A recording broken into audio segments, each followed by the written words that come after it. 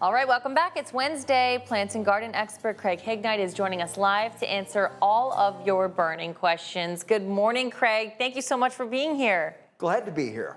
Yeah, we're happy to have you. Oh, Craig's the best. We got to do, since Joe isn't here, we'll give him the Oh, is that's the Joe Habersham fist bump. That's the Joe trademark now. With I didn't get one. There we Nice. go. Craig's the best. Oh, I love Wednesdays. Yes, we love Wednesdays here.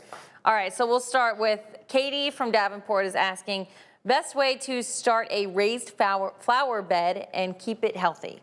Okay, the most important thing with any flower bed, raised or otherwise, is the soil preparation. You want to basically use good farm soil. You're going to add lots of organic matter.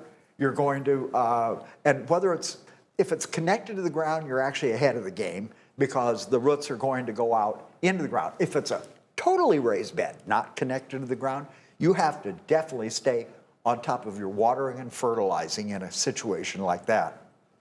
Makes sense. Barb says she has a yucca plant that's huge. Do I prune or divide, and how? Well, if it's a yard yucca, the outdoor perennial yucca, you can go ahead and take the babies from around the edge and move them someplace else. They transplant very easily. We aren't going to do that until out around Mother's Day. If it's an indoor yucca, what you can do is do an air layer where you go ahead and you take some leaves off down the stem, you score the stem, treat it with a rooting compound, pack it in damp sphagnum moss. It will make roots right there. And then when you see roots in that moss, you're going to go ahead and cut it off and move it off to another container.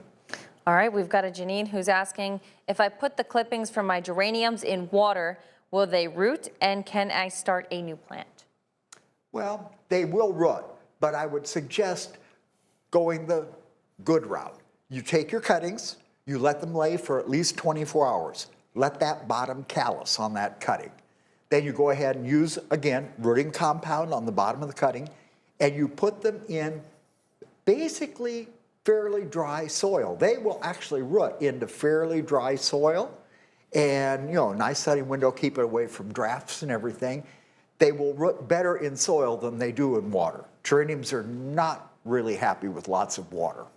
All right, well, we're going to keep answering more of your questions right after this break. So we're live on our Facebook right now. Get them in. We'll answer them coming up. We'll be right back.